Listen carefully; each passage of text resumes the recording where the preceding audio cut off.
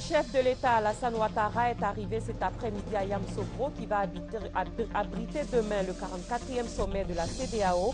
Les chefs d'État de la communauté économique des États de l'Afrique de l'Ouest se trouvent déjà dans la capitale politique ivoirienne où ils prendront également part à la rencontre. Le centre hospitalier et universitaire de Cocody est accusé de non-assistance à une patiente. Awa Fadiga, victime d'une agression dimanche dernier, est décédée mardi des suites de ses blessures. C'est une rencontre historique, la première du genre entre le pape François et le président américain Barack Obama. Les entretiens ont essentiellement porté sur l'exercice des droits à la liberté religieuse. Bonsoir et bienvenue sur votre journal sur RTI 1. Il s'ouvre demain à Yamoussoukro le 44e sommet de la CEDEAO. Le président de la République, Alassane Ouattara, également président en exercice de la communauté économique des États de l'Afrique de l'Ouest, se trouve depuis cet après-midi dans la capitale politique ivoirienne. Le chef de l'État a été accueilli à son arrivée par le Premier ministre Daniel Kablan-Duncan et les autorités administratives et politiques. Jérôme Kofi Aboulin. Résidence présidentielle à Yamoussoukro, il est 13h30 exactement quand le président de la République, Alassane Ouattara, en provenance d'Abidjan, est accueilli par le Premier ministre Daniel Kablan-Duncan. Le chef du gouvernement précédant ainsi des autorités politiques et administratives sur place, en l'occurrence le préfet de Yamoussoukro, préfet de la région du Bélier, le gouverneur du district autonome de Yamoussoukro ainsi que le maire de la dite commune qui ont tous été salués par le président de la République au moment de son arrivée à sa résidence où l'attendaient en plus des personnalités précitées quelques membres du gouvernement. En se rendant à Yamoussoukro pour présider le 44e sommet ordinaire des chefs d'État et de gouvernement de la CEDEAO, prévu les 28 et 29 mars 2014, c'est par la route que le chef de l'État a regagné la capitale politique de la Côte d'Ivoire. Occasion pour lui de pratiquer l'autoroute reliant les deux capitales qui vient d'être livrée pour le bonheur des usagers de la route. Sont donc attendus à Yamoussoukro dans le cadre de cette 44e conférence de la CEDEAO plusieurs chefs d'État et de gouvernement invités à prendre part pendant 2 jours à cette grande rencontre sous-régionale. Les chefs d'État et de gouvernement de la CEDEAO sont également à Yamoussoukro pour participer à ce 44e sommet. Il sera question au cours de ce grand rendez-vous de la présentation et le rapport annuel 2013 du président de la commission de l'institution. L'élection d'un nouveau président, les situations au Mali et en Guinée-Bissau sont aussi à l'ordre du jour de la rencontre. Alvorassa. Sont arrivés pour participer au 44e sommet des chefs d'État et de gouvernement les présidents bissau-guinéens Manuel Sérifo Namadio, nigérien Goodluck Jonathan, Gambien Yaya Jammeh, Hélène Johnson Sirleaf du Libéria, Ernest Bailly Koroma de la Sierra Leone, John Dramani Mahama du Ghana, Alpha Condé de la Guinée-Conakry, Ibrahim Boubacar Keïta du Mali, Blaise Compaoré du Burkina Faso. Au total, 9 présidents. Pour eux, ce sommet est important. Il va traiter de plusieurs questions, dont l'intégration économique, l'intégration des peuples et de sécurité en Afrique de l'Ouest. Je suis en Côte d'Ivoire avec beaucoup d'émotion pour ce sommet de la CEDEAO. Et d'abord pour rendre hommage à l'organisation commune. Je ne sais pas ce que nous serions devenus sans elle. Tant la surprise fut totale et elle a été à nos côtés comme un seul homme, comme si c'était agi de chacun des États de la CEDEAO. De cela, nous devons reconnaissance et gratitude à l'organisation commune pour sa promptitude de décision par rapport au Mali. Et le reste, vous l'avez suivi avec nous.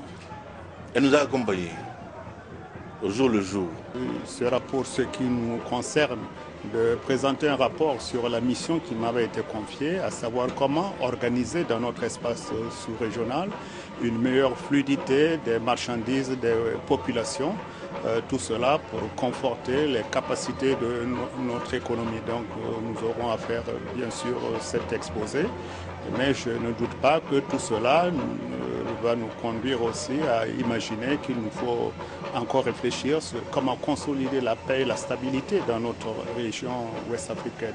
Après ces présidents, suivront vendredi matin les présidents du Niger, du Cap-Vert, du Sénégal, du Togo et du Bénin. Ils sont en mission d'évaluation de l'économie ivoirienne. Des experts du Fonds monétaire international ont été reçus aujourd'hui par le chef de l'État, Alassane Ouattara, à la veille du sommet de Yamoussoukro. On fait le point de cette audience accordée par le président de la République avec Viviane Naïm.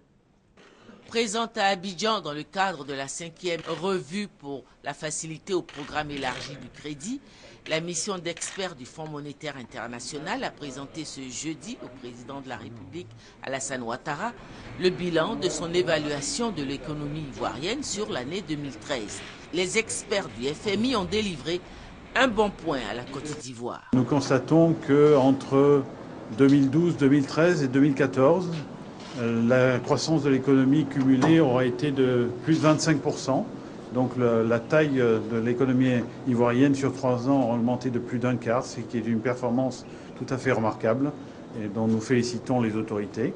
Le président de la République s'est réjoui des conclusions de la mission d'experts du FMI qui illustre bien que la Côte d'Ivoire est en train de retrouver toute sa crédibilité auprès des institutions internationales de financement du développement. Tout juste après cette audience qu'il a accordée à la mission du FMI, le président de la République a quitté sa résidence aux environs de 11 heures pour Yamoussoukro, où il va prendre part ce vendredi au 44e sommet des chefs d'État de la CEDEAO.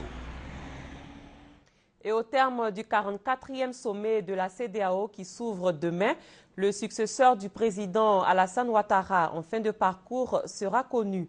Le nouveau président de la CEDEAO sera élu par ses pairs pour un mandat d'1 an renouvelable. Avant cette élection, je vous propose de revenir sur les faits sécuritaires majeurs qui ont marqué le mandat du président Alassane Ouattara. Laetitia Mangli. L'un des grands défis qui attendait le président Alassane Ouattara en 2012 dès sa prise de fonction en tant que président en exercice de la CEDEAO était d'assainir le climat sécuritaire au sein de l'espace. La résolution des crises militaro-politiques au Mali et en Guinée-Bissau a été la première épreuve réussie avec brio. Au Mali, le deuxième tour des présidentielles porte en mi-2013 Ibrahim Boubacar Keïta à la tête du Mali. L'on note une avancée dans la lutte contre le terrorisme, le banditisme et la prolifération des armes qui menaçaient également la sécurité au sein de la CEDEAO. Nous avons pu maîtriser les situations de crise au Mali et nous sommes en voie d'achever la transition en Guinée-Bissau. En plus de cela, nous avons pu contenir les risques de crise électorale latente dans plusieurs pays membres. Et le président Ouattara s'est impliqué personnellement pour que la situation s'apaise dans plusieurs situations électorales, ce qui nous permet d'avoir une raison apaisée actuellement. Des exploits sécuritaires qui ont pu être réalisés selon des proches collaborateurs grâce au leadership et à la débauche d'énergie d'Alassane Ouattara, président en exercice de la CEDEAO. Le président Alassane Ouattara, grâce à son leadership, il a réussi donc à mobiliser la communauté africaine, mais aussi la communauté internationale et nos partenaires français, et aussi pour juguler la crise au Mali. Vous savez que dès le début, il a fallu qu'il utilise donc son réseau pour amener les pays internationaux au sein de la communauté de la CEDEAO et ensuite de l'Union africaine et plus tard des Nations Unies pour amener tout le monde à s'intéresser à cette crise qui était arrivée pratiquement à nos portes. L'autre grand défi à présent est de préserver ce nouveau climat de paix et de sécurité au sein de la CEDEAO. La capitale économique ivoirienne sert de cadre à une réunion du groupe intergouvernemental d'action contre le blanchiment d'argent en Afrique de l'Ouest. Ce conclave devrait permettre de former la société civile sur la question du blanchiment des capitaux. Une formation qui va contribuer à la lutte contre le blanchiment des capitaux et du financement du terrorisme. Jean-Jacques Kwame. Cet atelier, organisé par le groupe intergouvernemental d'action contre le blanchiment de capitaux et le financement du terrorisme, GIABA, à l'intention de la société civile de la CEDEAO, va permettre d'élaborer des stratégies en vue de protéger les économies nationales et les systèmes financiers des États membres. Les différents intervenants à l'atelier sont formels. La lutte contre ces deux fléaux doit être une responsabilité collective parce que les populations victimes de ces pratiques ignore tous les moyens de lutte contre le blanchiment des capitaux et le financement du terrorisme. Au cours du séminaire, le Djaba a identifié les systèmes économiques informels, le taux élevé du chômage et le peu d'emplois réservés aux femmes comme étant des facteurs favorisants. Il y a beaucoup d'argent qui circule dans le secteur informel. Donc les gens peuvent faire beaucoup de choses sans pour autant que les autorités ne soient au courant. Raison pour laquelle ce programme de sensibilisation est d'une importance capitale. Afin que les personnes qui sont dans ces sociétés, à chaque fois qu'elles verront des activités suspectes, pourront faire des déclarations d'opérations suspectes. Les organisations de la société civile sont quelquefois exposées aux pratiques des terroristes. C'est pourquoi, dans la lutte contre le blanchiment d'argent, il était nécessaire de renforcer les capacités afin d'éveiller davantage leur vigilance. L'appropriation des conclusions de la rencontre d'Abidjan par la société civile de la CEDEAO permettra d'aboutir à terme à la stabilité politique et au développement des États membres. L'environnement des affaires s'améliore en Côte d'Ivoire. Après le tribunal de commerce, c'est la médiation commerciale qui est fonctionnelle, une opportunité pour les opérateurs économiques de régler leurs litiges. 25 médiateurs formés ont été présentés. Noël Nyagnou. L'environnement des affaires en Côte d'Ivoire se dote d'un nouvel instrument, la Cour d'arbitrage de Côte d'Ivoire, une alternative de règlement des litiges économiques, la médiation commerciale. Le monde des affaires va vite.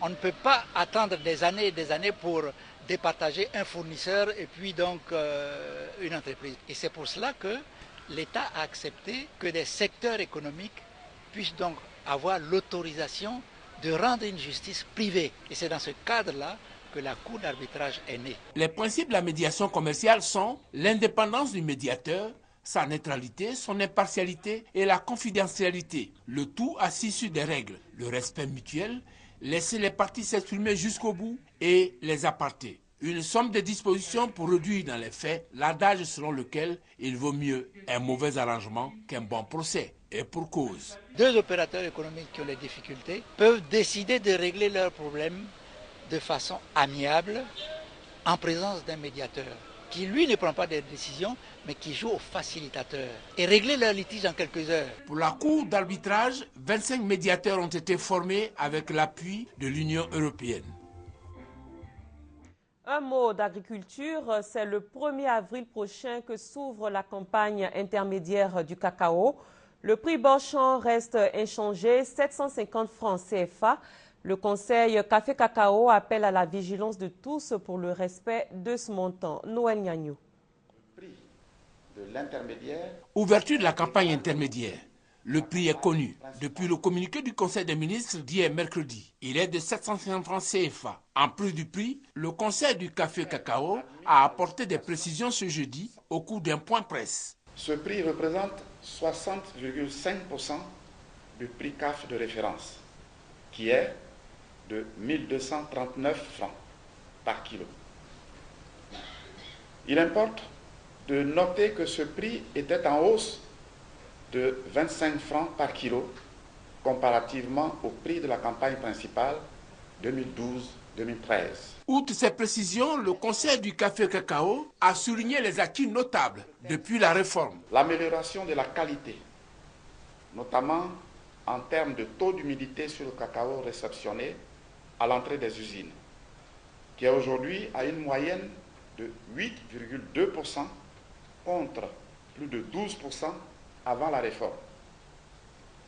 L'on note également une amélioration sur le taux de matières étrangères qui est passé de 1,1% en moyenne contre 3% avant la réforme. Pour maintenir ces acquis, le Conseil du Café Cacao a énoncé des dispositions à observer scrupuleusement pour la campagne intermédiaire. Le prix garanti aux producteurs sur toute l'étendue du territoire pour la campagne intermédiaire 2013-2014 est fixé à 750 francs CFA par kilo Borchamp. Aucune réfaction n'est autorisée sur le prix d'achat garanti de 750 francs CFA par kilo, quel que soit le niveau de grainage observé.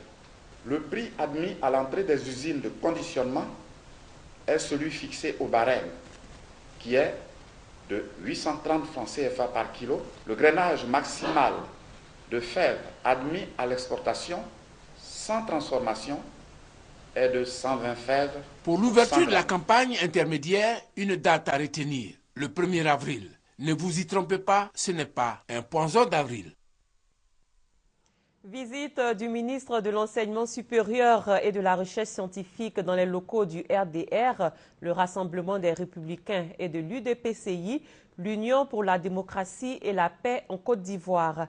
Nyamien Konan est allé inviter les responsables de ces deux partis à l'aider dans sa tâche. Abou Sanogo. Le nouveau ministre de l'Enseignement supérieur et de la Recherche scientifique au siège du Rassemblement des Républicains RDR.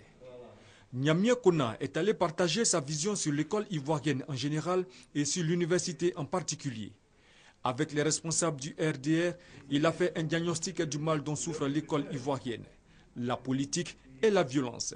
Le ministre de l'Enseignement supérieur et de la Recherche scientifique a donc exhorté les dirigeants du RDR à l'aider à réussir sa mission à la tête de ce département afin que l'école ivoirienne retrouve sa fonction première qui est de former la jeunesse. Je suis venu demander au RDR, parti au pouvoir, de m'aider à faire sortir la politique de l'école, de l'université, de m'aider à l'empêcher d'y retourner, pour que tous les efforts que le président de la République fait pour restaurer nos universités ne soient pas vains.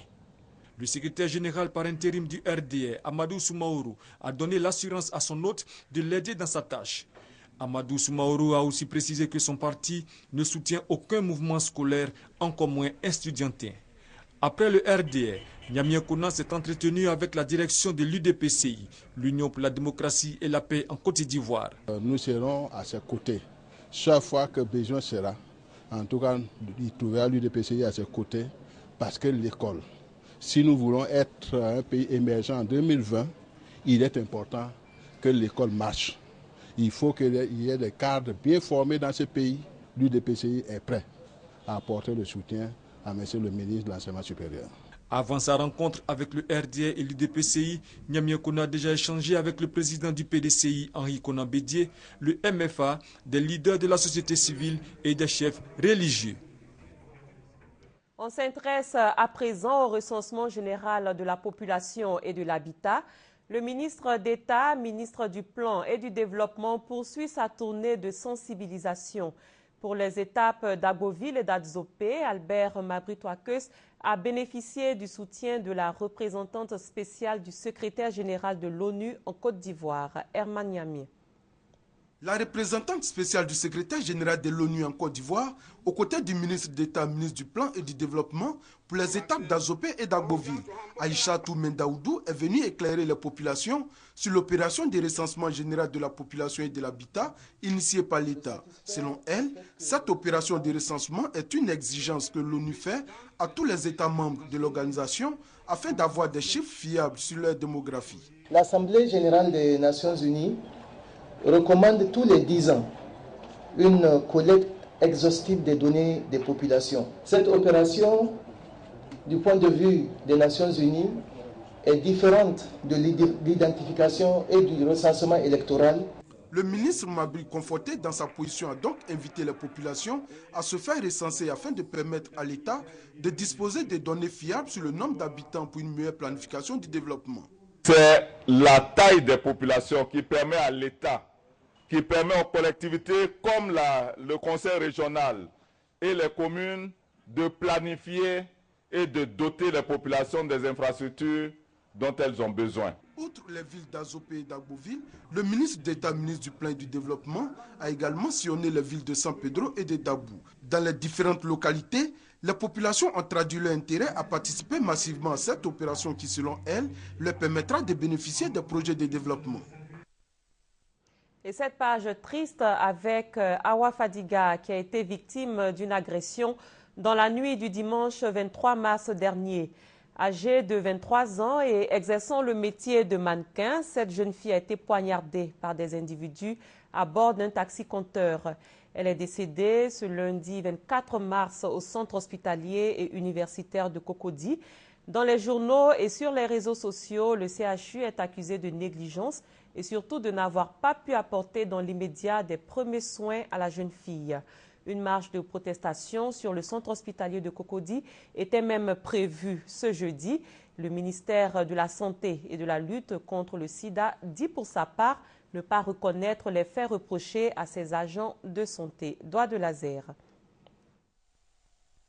Awa Fadiga, mannequin de son état, n'a pas survécu aux coups et blessures. Évacuée au centre hospitalier universitaire de Cocody, elle a perdu la vie le lundi 24 mars 2014. Selon les réseaux sociaux et certaines presses locales, les parents reprocheraient la non-assistance de la défunte par les services médicaux du CHU de Cocody. Au cours d'une conférence de presse organisée ce jeudi 27 mars, le directeur de cabinet adjoint du ministre de la Santé et de lutte contre le sida a démenti cette information. Selon Dr Mamadou Kone, Awa Fadiga a reçu gratuitement les soins médicaux avant d'être soumise à un passage au scanner. Au service des urgences du CHU de Cocody, où elle a été immédiatement reçue par l'équipe de garde dans un état comateux. La patiente a été aussitôt transférée dans le service de réanimation du CHU de Cocody.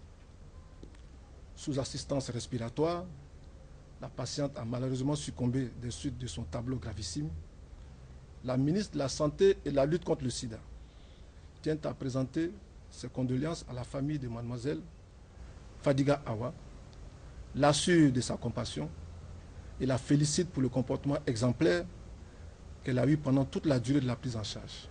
C'est le lieu d'appeler les uns et les autres au calme et au respect de la mémoire de cette jeune victime décédée suite à une agression inadmissible et intolérable qui n'engage pas la responsabilité des services de santé.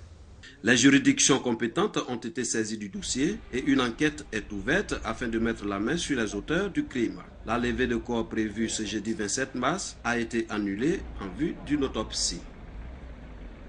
Le projet e-commune a été lancé officiellement à Korogo, dans la région du Poro. Il est piloté par le Comité national de télédétection et d'information géographique, une structure attachée à la présidence de la République. Le projet e-commune vise à doter les communes d'outils modernes de gestion. À Korogo, la municipalité s'inscrit dans ce projet porteur de développement pour le bien-être des populations. Kader Sogodogo. Korogo, la capitale de la région du Poro, a décidé de procéder au recensement des contribuables exerçant dans la commune. Pour mener à bien cette activité, la ville bénéficie de l'expertise du Comité national de télédétection et d'information géographique, CNTIJ, une structure technique sous la tutelle de la présidence de la République, concepteur du projet e-commune. À en croire le secrétaire général de cette structure, le projet e-commune est la solution à une gestion transparente et saine des collectivités. Il comporte de nombreux avantages pour les communes comme Korogo qui veulent aller de l'avant. À travers le projet e-commune, Korogo va augmenter ses recettes à peu près de 40 à 45%. C'est un premier pas. Korogo va mettre à jour son plan communal qui va lui permettre de faire le développement local. Korogo va aussi mettre à la tâche les jeunes de Korogo pour travailler. La cérémonie de lancement du projet e-commune a réuni autour du maire de la commune de Korogo et du préfet de la région du Poro, les opérateurs économiques, les directeurs et chefs de service ainsi que la population. Une occasion pour le maire Amadou Gonkoulibaly de les inviter à faciliter l'exécution du projet e-commune. Opérateur économique de Korogo, cette opération est aussi la vôtre et son succès dépend de vous. Je vous demande de réserver le meilleur accueil aux agents du CNTIJ qui seront chargés de vous identifier. Nous voulons que Korogo soit une cité émergente à l'horizon 2020. 40 jeunes formés et rémunérés auront en charge pendant 2 mois le recensement des contribuables. La cérémonie s'est achevée par la remise aux autorités présentes de cartes administratives conçues par le CNTIJ. Prochaine étape, les communes de Boaké et de Gagnoa. On a célébré ce jeudi 27 mars la journée mondiale du théâtre, une journée instituée par l'Institut international du théâtre. Elle a pour but de présenter le rôle du théâtre dans les échanges, la coopération entre les peuples et également la sensibilisation de l'opinion publique. En Côte d'Ivoire, cet art a connu un essor dans les années 80, puis un déclin quelques années après. Et certains acteurs comme Bienvenue Neba et Diallo Vincent s'activent à le relever. Franck Quadio. Couleur bleue, pleine d'ordures, lorsque vous reveniez de votre promenade. Le théâtre, art dramatique, genre littéraire particulier, allie à la fois la littérature et le spectacle dans lequel des acteurs incarnent des personnages pour un public. Le théâtre est également un monde de conversation de comédiens prêtant leur voix et gestes pour donner vie à un texte. À l'origine, une fête religieuse de la Grèce antique, le théâtre est devenu au fil du temps un instrument de distraction collectif. En Côte d'Ivoire, le théâtre a connu un essor considérable avec une forte audience dans les années 80-90. L'on a assisté à la création de nombreuses salles de théâtre et les pièces jouées sur scène par les acteurs faisaient le bonheur des populations. Le théâtre ivoirien a connu plusieurs auteurs et acteurs de renom, notamment Bernard Dadier, Feu Zadizaourou, Aye Daniel, Bienvenue Neba, Diallo Tikwaï Vincent et bien d'autres. Je vous ai demandé de venir pour m'aider à asseoir ma réputation. Après cette phase d'ascension, le théâtre en Côte d'Ivoire connaît un déclin amplifié par la profonde crise sociopolitique traversée par le pays. Vers la fin de l'année 2013, l'on a senti une revitalisation de cet art par certains acteurs, dont Diallo Tikwaï Vincent avec sa pièce L'impossible voisinage et Bienvenue Neba. Malgré ses efforts, le théâtre ivoirien a du mal à redécoller. Et les acteurs et amoureux de cet art de la scène sont dans l'attente d'un appui du ministère de la Culture et d'autres structures afin de permettre au théâtre de renouer avec son passé glorieux. Vous venez d'entendre plutôt le récit de Serge Koléa. Le pape François et le président américain Barack Obama se sont rencontrés pour la première fois au Vatican. Les échanges ont en partie porté sur l'exercice des droits à la liberté religieuse, à la vie et à l'objection de conscience. Le président des États-Unis n'a pas caché son émotion lors de son entretien avec le souverain pontife qu'il a invité à la Maison-Blanche. Suivez ce reportage. Suite du voyage du président américain en Europe, après Bruxelles, Barack Obama était jeudi à Rome pour une première rencontre avec le pape François. Au cœur des discussions, les crises syriennes et ukrainiennes, mais aussi la lutte contre la pauvreté et les inégalités. À plusieurs reprises, ces derniers mois, le successeur de Benoît XVI a critiqué un système économique incapable de créer un nombre suffisant d'emplois et aggravant les inégalités. Des préoccupations communes de ces deux personnalités qui pèsent sur le destin du monde. Je pense que le pape François a une grande influence. Avec le président Obama, ils peuvent agir pour la paix dans le monde. C'est une rencontre très importante. Le pape François et le président Obama peuvent œuvrer efficacement contre les problèmes du monde. Les divergences subsistent toutefois sur les thèmes de société et d'éthique, comme le mariage homosexuel ou l'avortement. Sur les drames de l'immigration entre l'Afrique et l'Europe ou à la frontière mexicaine, le pape François a également renoué avec une vision plus sociale de l'Église. Nous sommes ici pour demander au pape d'aider les 12 millions de migrants clandestins aux États-Unis sans droit ni papier. Nous demandons au président américain de stopper les expulsions et de réformer les lois régissant l'immigration aux États-Unis. Barack Obama a sans doute également des préoccupations de politique intérieure. Le pape François est très populaire et Barack Obama a besoin du vote catholique alors qu'il risque de perdre le Sénat à mi-mandat. Le président américain a également profité de son passage à Rome pour rencontrer le nouveau chef du gouvernement italien, Matteo Renzi. En bref, dans le monde, nous vous conduisons aux États-Unis, en France, en Espagne et dans un premier temps en Turquie. Bras de fer en Turquie autour de Twitter. La justice va à l'encontre de la décision du Premier ministre d'interdire le réseau social la semaine dernière. Saisi par l'opposition et des associations, un tribunal administratif d'Ankara a ordonné la levée de ce blocage. Un blocage qui empêchait les internautes d'accéder à des documents accusant Recep Tayyip Erdogan de corruption. Le gouvernement a promis d'obéir sous 30 jours, comme l'impose la loi.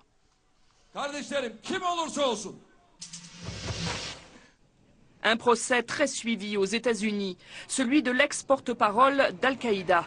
Abu Ghait a été reconnu coupable de complot visant à tuer des Américains et de soutien au terrorisme. Cet imam de 48 ans d'origine koweïtienne, par ailleurs gendre d'Oussama Ben Laden, avait glorifié les attentats du 11 septembre et appelé de ses vœux d'autres tempêtes d'avions. Abu Ghait est le plus important responsable d'Al-Qaïda jamais jugé par un tribunal fédéral américain. Il encourt la prison à perpétuité. Le président français a le sourire. La visite de son homologue chinois se conclut sur un chiffre clé, 18. 18 pour 18 milliards d'euros de contrats. François Hollande a précisé que 50 accords avaient été signés, de quoi rééquilibrer les relations commerciales entre les deux pays.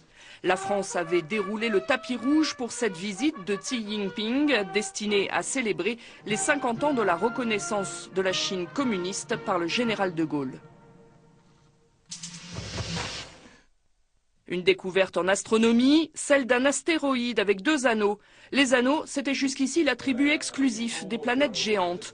Chariklo a été photographié par des astronomes sud-américains en juin 2013. C'est un astéroïde centaure, c'est-à-dire glacé et gravitant autour du Soleil. Ces anneaux seraient le vestige d'une collision similaire à celle dont la Terre a probablement été victime il y a 4,5 milliards d'années, collision qui a donné naissance à notre Lune. Je rappelle que le président de la République, Alassane Ouattara, également président en exercice de la CEDEAO, est arrivé cet après-midi à Yamoussoukro, la capitale politique ivoirienne, où s'ouvre demain le 44e sommet de la CEDEAO.